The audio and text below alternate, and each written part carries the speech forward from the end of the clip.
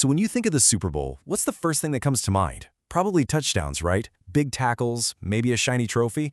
But today, we're going to look past the football field. We're going to dive into the other high-stakes games being played on America's biggest stage. First, just to set the scene, let's talk about scale. A recent Super Bowl pulled in a mind-boggling 123.7 million viewers. Think about that for a second. That's more than a third of the entire US population, all watching the same thing at the same time. In our world today, with a million different streaming services and endless content to choose from, it's almost impossible to get that many people to do the same thing. It makes the Super Bowl, as one person put it, one of the very last truly shared cultural experiences we have left. And when you have that kind of massive, captive audience, well, the event naturally becomes about so much more than just a football game. It turns into this huge arena for culture and for commerce. You see, that massive stage hosts two other major events that are almost as big as the game itself. You've got the halftime show, this incredible 13-minute explosion of pure culture. And then you have the commercials, which are basically a multi-million-dollar battle for our attention. We're going to break both of them down. So let's kick things off with the halftime show.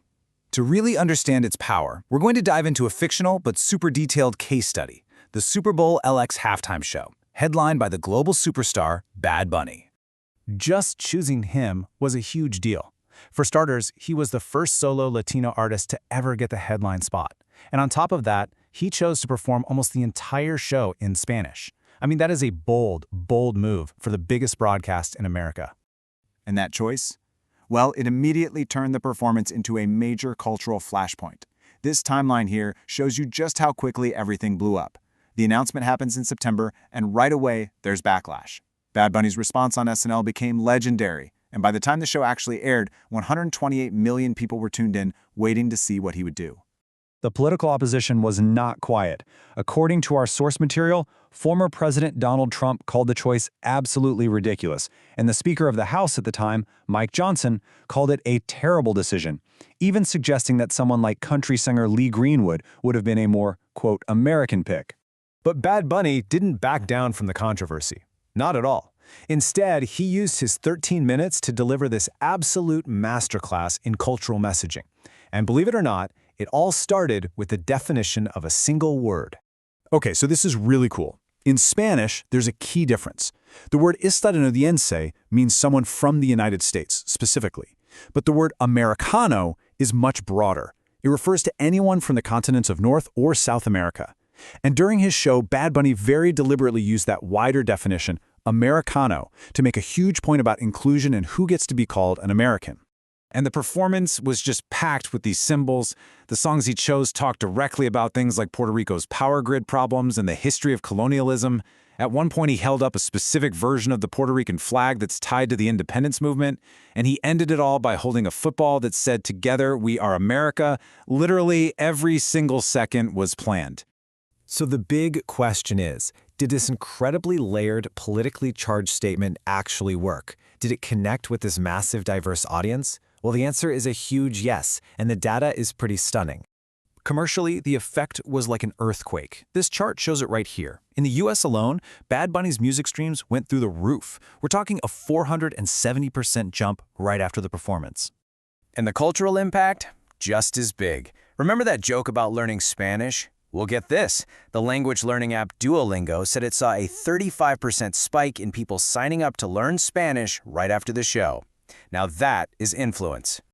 Okay, now let's pivot. Let's talk about the Super Bowl's other main event, the high-stakes game that happens during every single commercial break.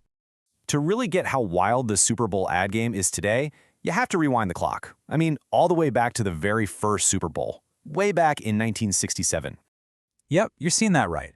A 30-second ad during the first Super Bowl cost what now seems like pocket change, $37,500. Okay, now let's fast forward almost 60 years. The game is bigger, the audience is bigger, and that price tag, well, it's become almost unbelievable. $8 million. That's over $250,000 for every single second of airtime. The price has just exploded, making these ad breaks one of the most expensive pieces of media real estate on the entire planet. And this table really puts that crazy growth into perspective. It's not some slow and steady climb, it's practically a vertical line. By 2000, it was already over 2 million. By 2015, it had more than doubled to 4.5 million. And now, it's almost doubled again. So why on earth would any brand pay that kind of money? Well, because they're not just buying 30 seconds of your time. They're buying a cultural moment. First, you get that giant, diverse audience you just can't find anywhere else. Second, the ads are the entertainment. People actually watch for them, they talk about them. And third, the real goal isn't just that 30-second spot, it's to create viral buzz online that keeps people talking for days or even weeks. So when you step back and you look at both of these things, the halftime show and the commercials, you start to get this really fascinating snapshot of modern America. They really are two sides of the same cultural coin. The halftime show is where we perform our identity, where we argue about who we are and who we want to be.